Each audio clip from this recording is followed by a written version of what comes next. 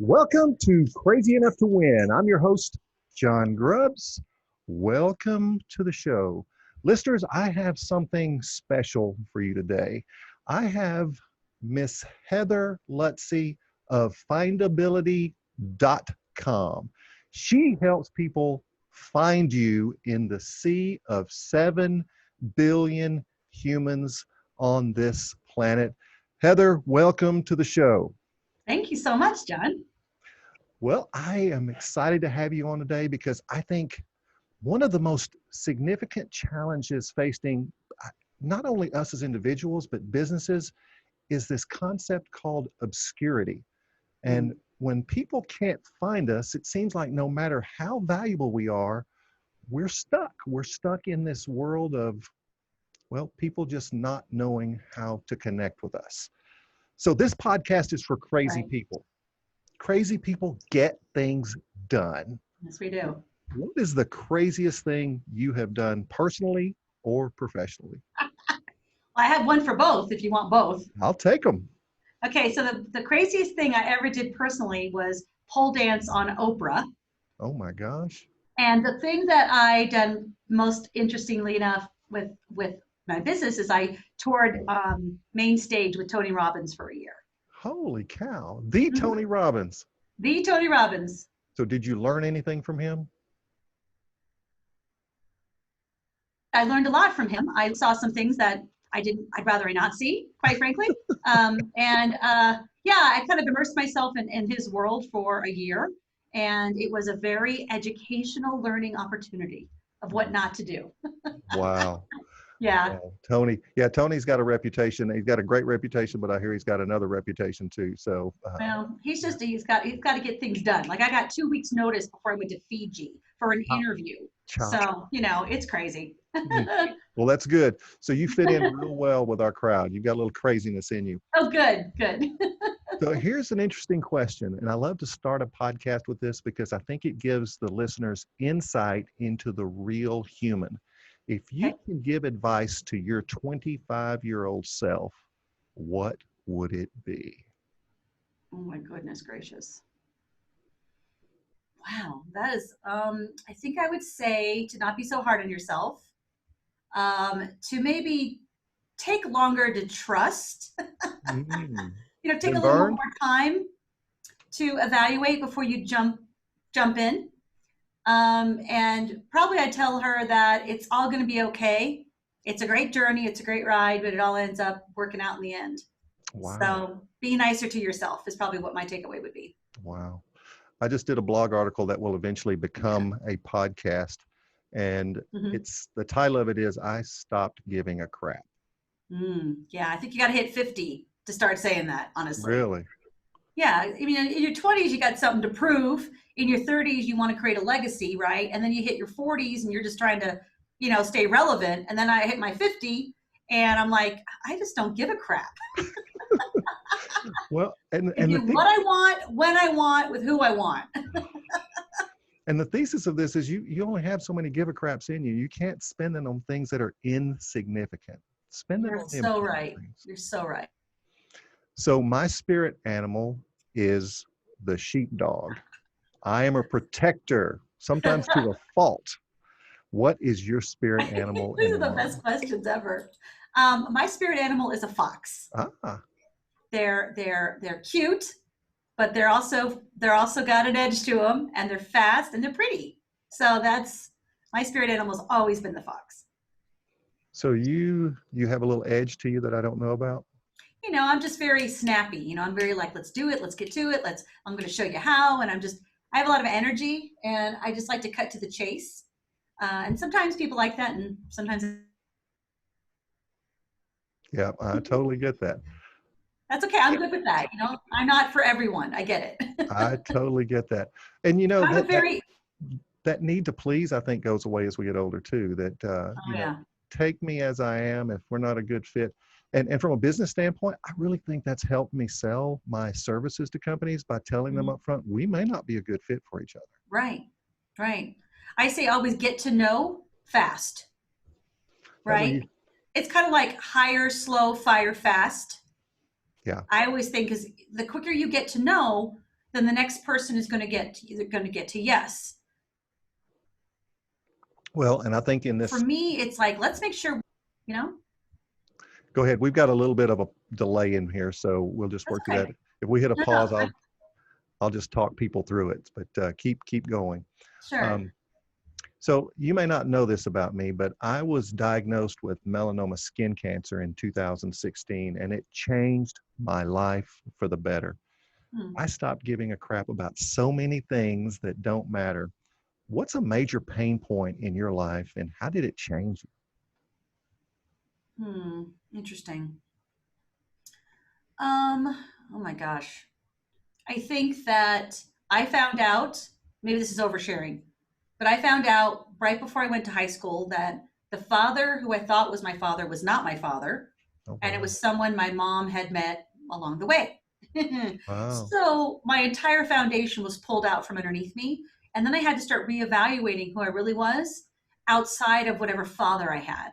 Oh, So for me, it was about understanding that I didn't need to be accepted by a father figure in order to validate my existence. So for me, at that point, I'm like, bitches, game on.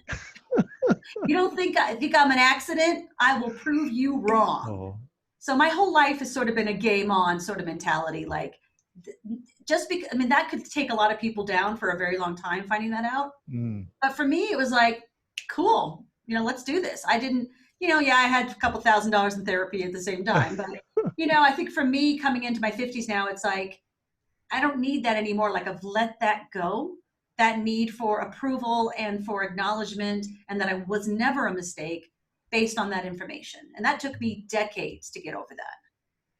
well, I think sometimes those really challenging moments can become fuel for us. They can become a a point in Yeah. our life where we don't need to seek affirmation from other people. Right. We create our own merit in our own mind, which I think some people never discover, Heather. So, I mean, I for know. you to be comfortable in your own skin and in your own mind at any point in our life, I think is valuable. Yeah. So, do you stay in contact with both of them?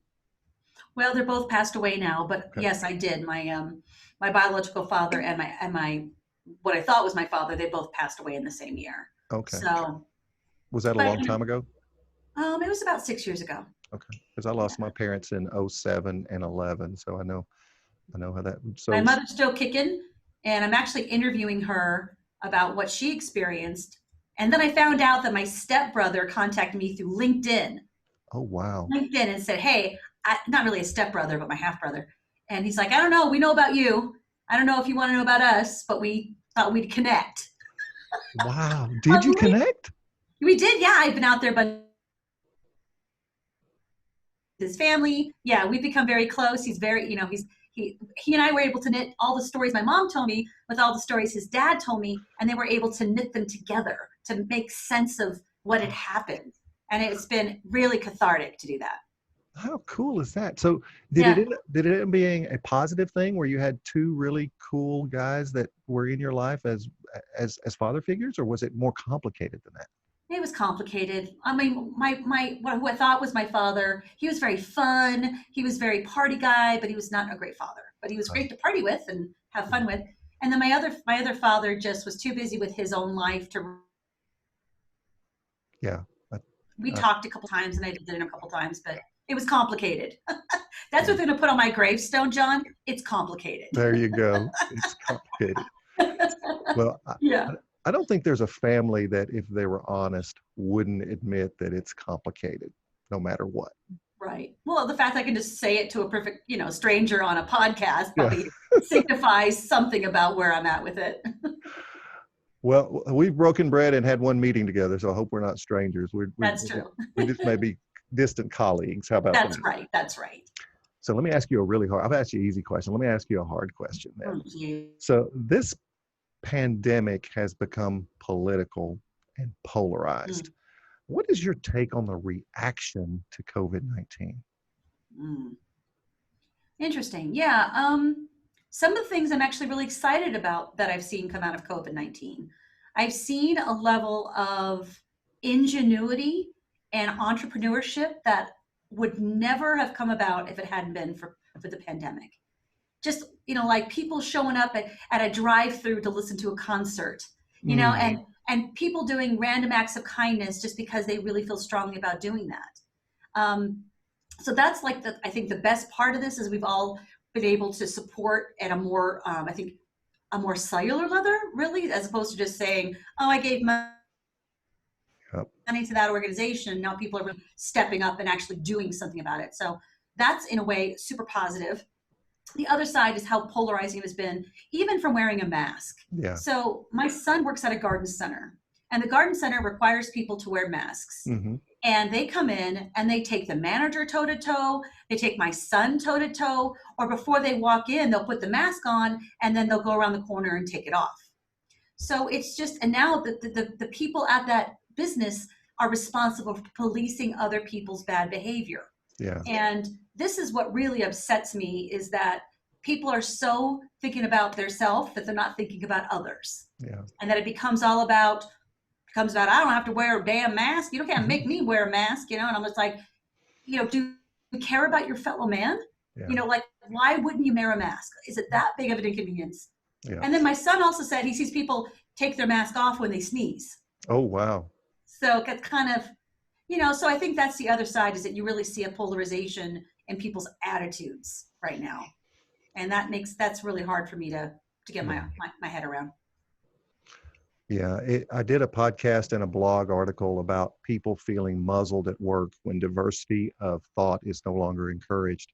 Yeah. And I'll tell you, more people than less feel like they can't talk about not only their political views, but their general values at work, and they feel like they have to hide those. Oh yeah, that's a no-no. Mm-hmm. So I was on a call with a CEO just before you, and I was telling him, I said, I think there's value in higher level communication skills where an organization can have a deep and deliberate talk about politics, about religion, about their personal values.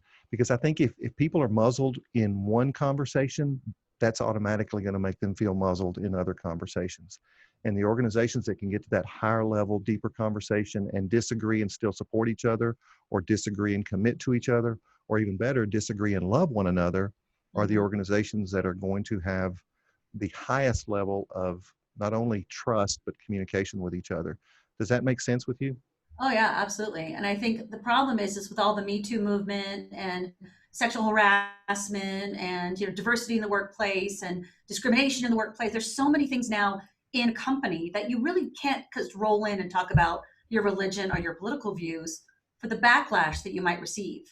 And I think that has stopped that communication, because the workplace has become so rigid around what you can do and what you can't do. And that one person makes an accusation and it's true. Like there's no, what I'm saying? Like, and I'm all about, having a diverse, safe work environment. However, when it becomes toxic and it becomes so nerve-wracking to be able to say something that you really feel because you're worried about the impact of that might have on your job. Yeah. I think that's where communication breaks down. Yeah. And you just shut up and do your work. And you go home and then you bitch and moan to your husband or your wife. But I don't think, I'm a self-employed. I've been self-employed since I was early 30s. And I left corporate America because I hated the gossip quality, the cliquey quality, just everything about corporate America just rubbed me the wrong way. And so I really, I've separated myself. I started my own agency, and then I saw it in my own agency. So I'm like, okay. But I think that to have open communication when there's so much risk involved. Yeah, but the whole point of the article was that if people feel muzzled about one topic, that's going to transcend other topics as well, and people will just shut up and do their job, and there's no trust in that environment. I mean, I'm speaking to a group of people on Monday about trust as a team, and I don't think trust can be compartmentalized. I trust you about this, but I don't trust you about that. Right. So, and it can break down the collaboration. It can break down the communication amongst the staff. I mean, people getting rid of cubicles for a reason, because they want everyone I agree. Concern with all this is that the cubicles are going back up and it's going to be even worse than it was before, Yeah. right? Um, yeah, so it's a scary time too. To even be in an office is scary Yeah. right now, let alone communication. So what do you think of the thesis? I said that CEOs need to create those conversations before the election and even more importantly after the election so that people feel safe having those difficult conversations At work, at work. good luck with that. That's tough. I don't know. I mean, as someone who's run my own business for years and sold a couple businesses, Yeah, I agree. I would really need to like you to be able to help me with that because I would feel like that just shut that door because you're Yeah. opening yourself up for so many problems. And of course the bipartisan nature of our political world right now is so divided. I mean, there are some friends that voted for the president that we currently have that I had absolutely no idea because they never told me. Yeah. You know what I'm saying? So it's like instantly I'm like, who are you? Mm. Like it just completely changed like in a nanosecond. Like, so I think I've never really had in prior elections. I didn't really care. You vote for Yeah. Obama, you vote for Yeah. but somehow the climate has changed to such a level that if you didn't vote for the one I want, then you're just persona non grata. I'm not interested in even Yeah. talking to you anymore. I mean, I've heard stories about friends breaking up, families breaking up. They're not talking to each other anymore. It's really a volatile political scene right now that we're all trying to get through. And it's a controversial topic. I mean, I made it controversial Yeah. on purpose because what I think is Yeah. the opposite of that is equally as bad. That if I don't feel safe telling you what I really believe and Mm-hmm. who I support, we've got deeper Yeah. problems. We can't really talk Right. about other things that may be important because everything is compartmentalized. And that high performing teams are going to work Right. through the difficulty and still have those difficult conversations. It's not easy though. Right. No, and it's not easy for anybody. And added on top of that, the political environment and the COVID Yeah. and the rioting. I Yeah. mean, it's just a really scary time for everyone in the United States right now. And regardless of how it turns out, 50% of people are going to be upset Yep. Yep. regardless. So it doesn't go Regardless. away. It does not go away with the election. That's why I'm telling these CEOs, you've got Right. to have these conversations proactively and create a space and also be the one that models the behavior of understanding people with different points of view and Sure. supporting people with Sure. different points of view. If the boss And don't supports, surround them by. yeah, I was at a bar not too long ago, surprise, and I was sitting next to a friend of mine who I've known for a very long time, and she decides during our conversation to let me know that she was a Trump fan. yeah, And I'm like, I was just shocked. I almost fell off my chair. And then she's telling me all these great things about, obviously, I'm not a Trump fan, so I apologize to anyone listening, that is. But then, like, two people on the other side of the bar were like, hell yes. And now all of a sudden, I felt surrounded. yeah, Do you know what I mean? I felt attacked mm, because I didn't have the same views that they did. yeah, So there's almost like there's sleepers, right? They're voting in a way that they know make other people upset until they get around each other, and then all of a sudden they're like high fiving each other. And I literally had to get up and walk out yeah, because yeah. so surrounded by feelings I did not agree with at all. So that's been a very different. That's a very different thing that I've had to experience with this last 4 years than I ever had as a voting citizen. So, yeah. So what about the detriment that comes from feeling that way every day at work?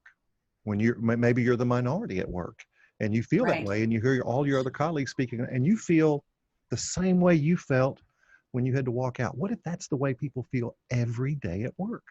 I know. That's the Scary. that's the point of the conversation in that article. And Right. it's necessary. It's one of those things that's painful, it's difficult, but it's necessary. And my whole point is with higher level communication skills, with some facilitation skills, you can have that difficult conversation rather than avoiding it, which is fear-based in my Well, and opinion. I just didn't want to have to take out my checklist and start going through all the things that made me not vote for Yeah. him versus they had their checklist and they're popping it out and they have all the reasons why they did. Yeah. And I think in a lot of ways, as a leader in your organization, like you said, you've got to figure out ways that both sides can be heard, but Mm, yet still validate their thinking in that respect, Yeah. without shaming them, without getting angry at them, without saying, oh, really, you're that fan or you're Yeah. that fan. And then you have to, as a leader, be able to prepare for the outcome that might bring in. So I Yeah. guess my question to you, I agree. I, as a leader, would I incite such a polarizing topic in my work environment? Well, I think it's because the opposite of not doing that, well, the opposite of doing that is not doing that. And that means that people are going to feel the way you felt in that bar every day Mm, they come to work, especially if they're in the minority. And, I think right. that the skill building is around having a conversation that supports two points of view, yet still supports the organization embracing your values, even if we Mm-hmm. don't agree with them. I'll give you an example. My niece from California was visiting over the last week, and she's a senior in high school. And I will tell you, the political ideology in California is 180 degrees out of phase with the way it is in Texas. Oh, And cool. Yes. yeah, I've and been to both places. I yes. understand. So when she and I were having a conversation, I said, baby, you got to remember that not everybody agrees with what you think. I said, if we're not careful, we'll find ourselves in what I call a political echo chamber, where we surround ourselves with people that only agree with us. And part of the Yes. article talked about what happened to honor among gentlemen and women. When I was in high school, I actually got to go watch the state capitol, and these guys would debate with each other vigorously and then go have lunch together. How do we get Right. back to that when we can debate Yeah. and still love one another? And Right. that's the healing that has to go on.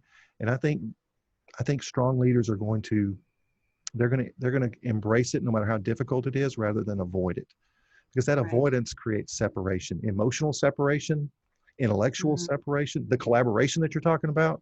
I mean, you couldn't Yeah. sit there at the bar, you had to leave.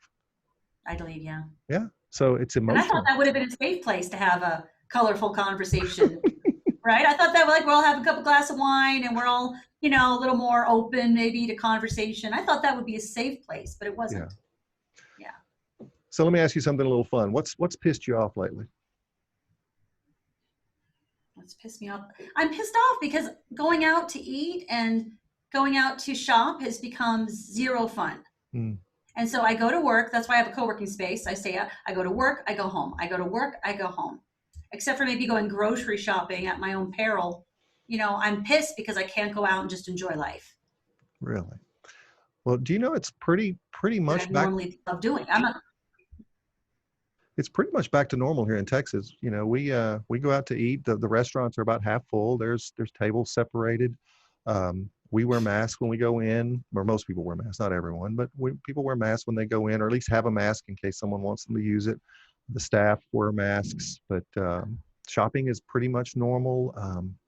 We still don't have our movie cinemas open yet, but isn't that strange too? How some parts of the country, even though people that aren't from Texas, that, oh my gosh, Texas, you guys have so many cases. How are yeah, you guys doing that? I said, well, you got to understand, Texas is about the size of 4 or 5 states.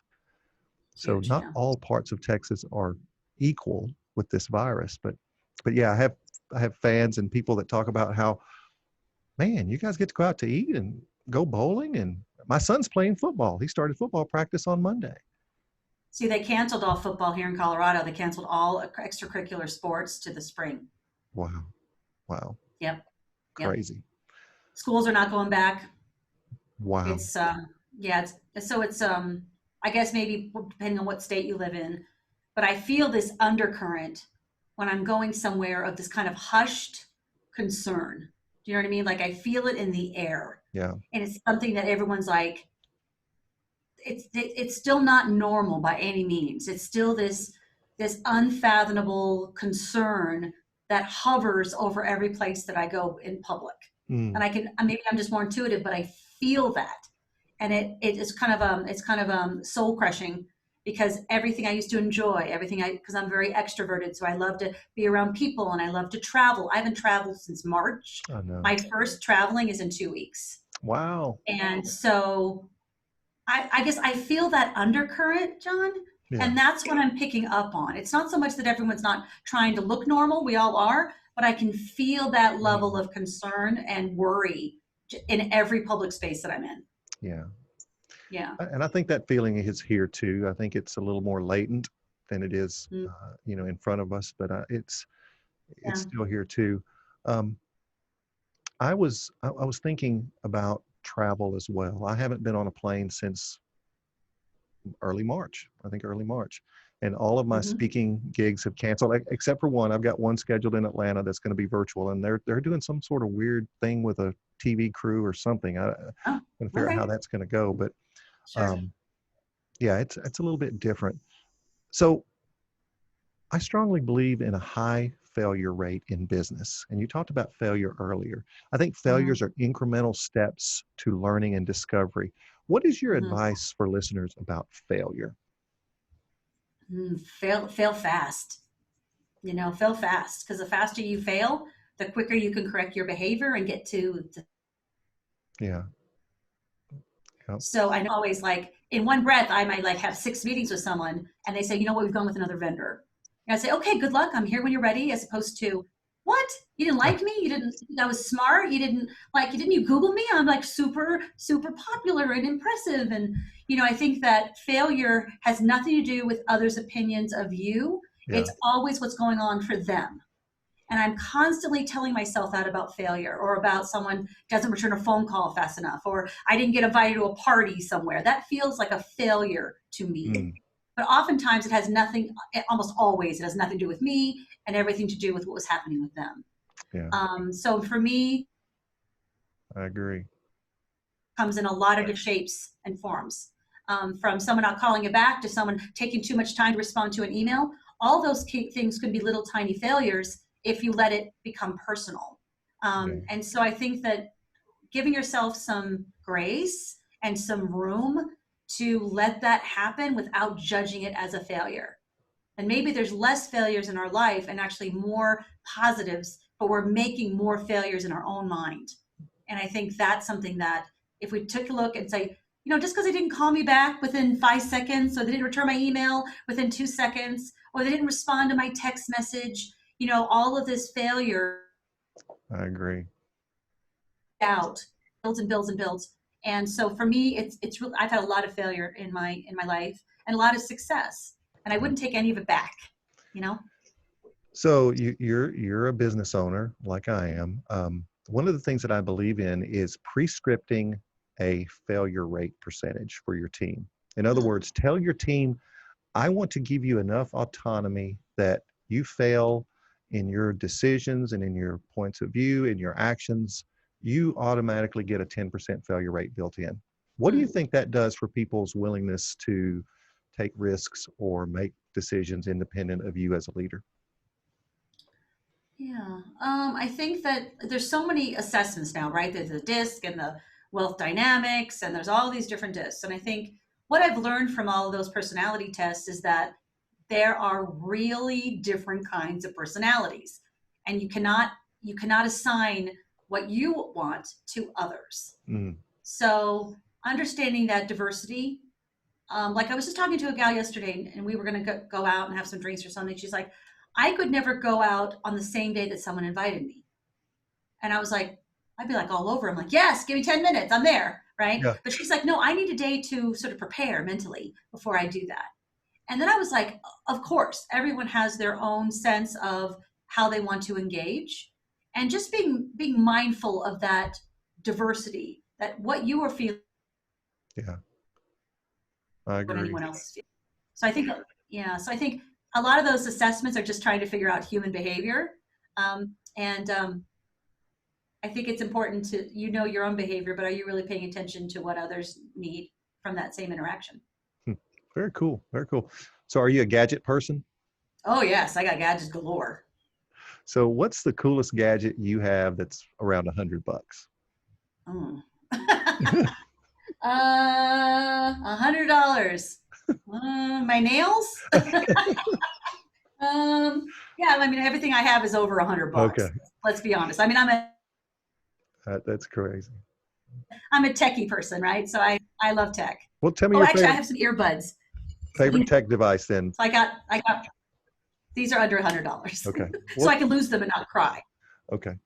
Well, I don't want you to cry on my podcast, but that's okay. So what is the coolest gadget that you bought or that you have that just Mm. comes to mind? Can So be over. I'm gonna date myself, but I had a Newton. What? A Newton.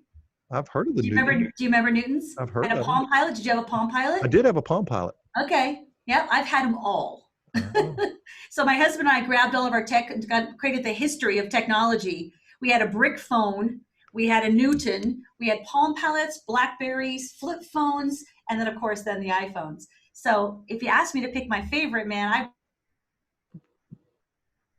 which would you game pick? the entire time. The Newton was your favorite? Um, which was my favorite? Well, it was at the time. It was my favorite thing at the time because no one Uh, else had that. So I I was the got you. cool kid in the room because no one had that. Yeah, So I always want the thing that makes me look smarter, I guess. yeah. So the younger listeners will get a kick out of this. My favorite thing about the Palm Pilot was the ability to bump your Palm Pilot with your friend. Oh, the bump. I love those. And I how it would remember my phone had that. My iPhone had that. you really the iPhone did where you could Yeah, there bump was it an and app. all and it would share There's an contact app. There was information? an app called Bump. Oh, I didn't know that. Yeah, Does it still do that? Can you still get the yeah. iPhone to do that? Well, I don't think it's around anymore. I thought it was genius, but Yeah. no. Because too many times you got to send And people we're their dating ourselves, John. no, you We're send dating people ourselves.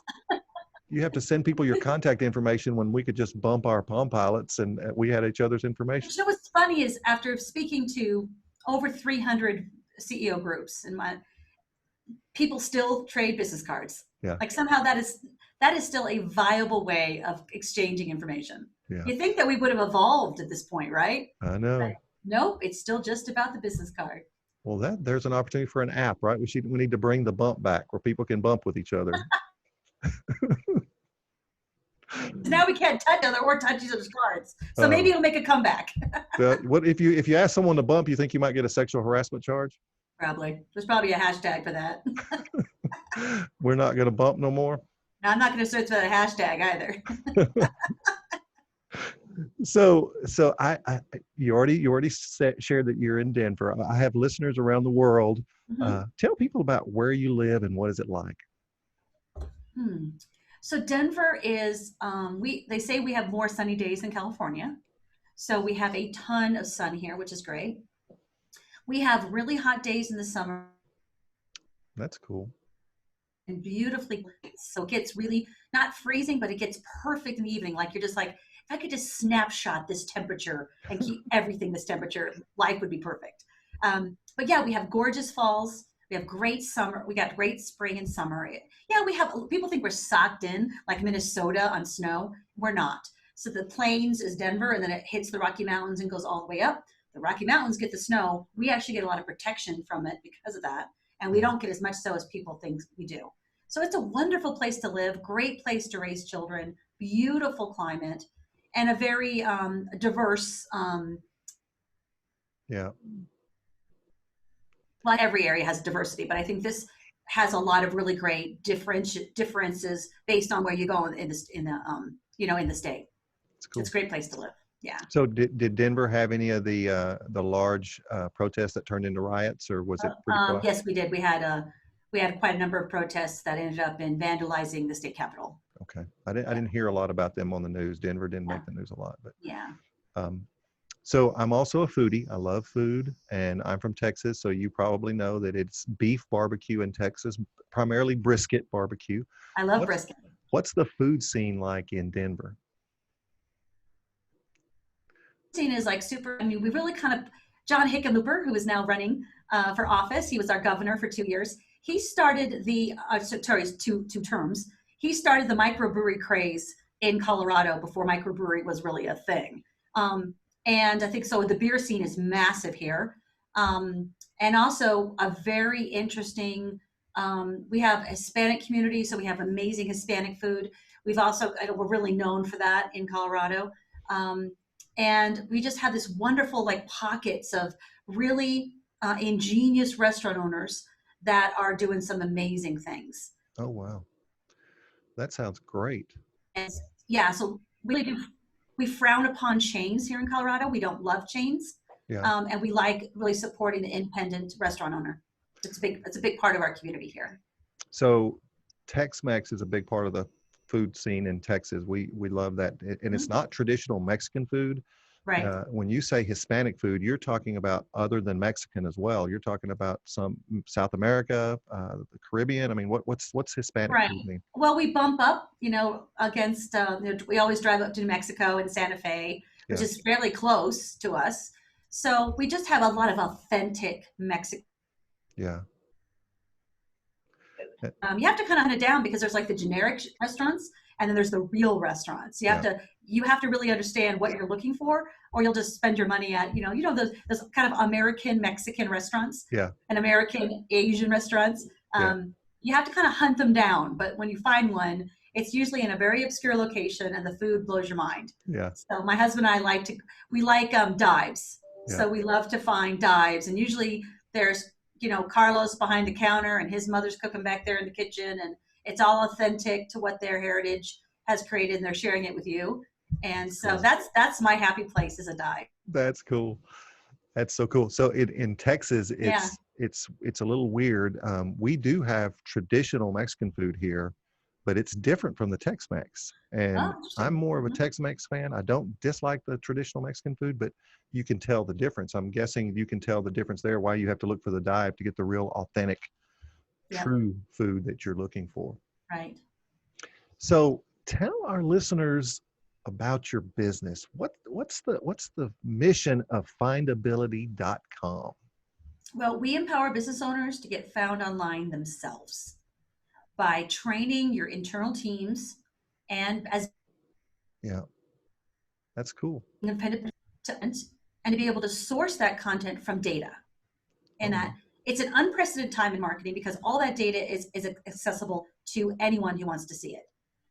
Typically, that information was held by agencies or by big, surveys, places that did like survey groups and did, focus groups and all that baloney. Now is an unprecedented time that anyone can have access to a very large set of data to make really educated decisions about how they create content and share it online. And so we spend our time breaking it down, making it easy, and making it implementable by their own internal. yeah, I agree.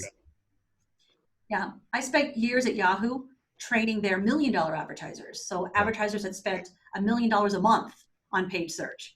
And as part of that, you see that there's this very small group of people that actually understand, and then there's everyone else around it that are just kind of spinning yeah, with failed relationship after failed relationship because there's no way for to hold them accountable for what they're doing.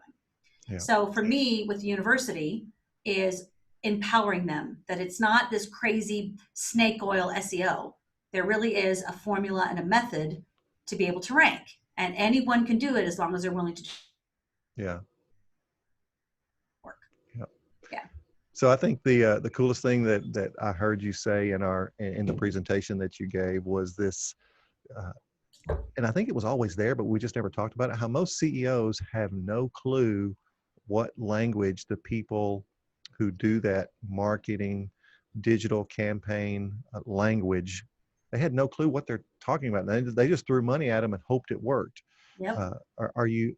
So what I hear you saying is that you help those CEOs really understand what they're paying for and what Well, results they should get. yeah. I mean, why don't we base our marketing strategy on what the business needs and not what the marketing people tell you to do? That's cool. That's Right? really So it's cool. like, just because you have a bunch of nerds in your life, I married my nerd, okay? It's a great strategy. But just because you have nerds in your life and they throw a bunch of acronyms at you and you feel like for the first time as an executive, you have no clue what they're talking about, which is an uncomfortable feeling for most executives. You, I think, can't make as educated a decision because you just, like, I wouldn't challenge my son who's a BMW mechanic. I wouldn't say, you know what, you may probably want to install that differently. Yeah. Like, I don't have any context what they're doing. So I think that's why we don't trust mechanics, by the way, is because we have no context of what they're Mm-hmm. doing. And I talk about that with my son all the time. But for me, it's about creating context and Yeah. understanding how to filter based on what the business is trying to achieve online. That's cool. That's the good stuff. Yeah. So I wasn't planning on going there, but so your son's a BMW mechanic. How did he pick that path? He started working at Discount Tires and loved it so much that, and my husband and I are a super geek. Okay. So we're not like I'm going to break a nail. I'm not going to touch or do labor of any kind, except for maybe laundry. Yeah. Okay. And he loved working out. The people were amazing. When he graduated from high school, he knew he wasn't going to be a student and go to Yeah. college. So he said, so we had some friends who had a relationship with the BMW dealership here in Denver. He apprenticed there for a year, and now he's been working as a mechanic for 6 years and makes good money. I bet he does. Yeah, he makes good money I doing bet that. he does. Yeah. So the reason I ask is I did a podcast recently about the death of so many universities because they've gone away from skill-based education Oh, yeah. and you end up with people going to these universities getting a 4-year degree but have no skill. Exactly. And the whole point is that in the future, especially during the roaring 20s that we're about to enter, it's all going to be about skills. What skills do you have when you get out of school? And I'm not implying that you can't get skills in college. Mm-hmm. Some people come out of college with skills: nurses, accountants, teachers, engineers. But for many, they're picking degree plans that offer no skills, and they're borrowing $100,000 or $200,000 Mm-hmm. to get a degree without a skill, and there's no place for them. Yes. So it's fascinating to me. I'm a fan of Mike Rowe and his ideas about going to work and what education will be like. I love dirty jobs. Yeah. So that's cool. That's cool. So I think my youngest son is going to be following that path. So good. Yeah, it's great job path. Final thoughts. What is one piece of advice, a takeaway for our listeners? Listen to your children. Don't push what you think they should do. What success looks like to you is not necessarily what success looks like to your children. And I can't tell you how many people that I've seen push their children on a path that they think is right for them, only for them to leave with a massive amount of debt and do something completely different. So my husband, I love that. I love that.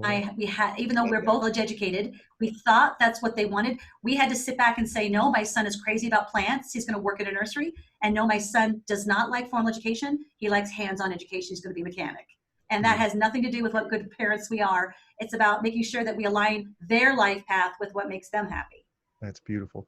And what I tell people is once they get that skill, they can go back and get those other things later. They can go get a business. When they're ready. When they're ready. And when they know what they want. That's right. So last thing, and I'm going to let you go. Okay. How can people find you? We've got listeners around the world. How can they find Heather Lutze? Well, I'm the findability gal. Yeah. So how do they? So if you have findability, I'm findability.com or just findability. You'll find me right off in Google and we can continue our relationship online. Findability.com or just Google findability and they will find you. Are you sure they'll find you? I'm pretty sure. Heather, thanks for being our guest. You were awesome. I love your sense of humor. I love your energy. I hope you'll come back and do a phase 2 sometime when anytime, John. Get deep into this, but I appreciate you being on the show. People, this is a podcast for crazy people. We do things that other people are afraid of. We're crazy enough to go big. We're crazy enough to try things. We're just crazy enough to get things done. Until next time.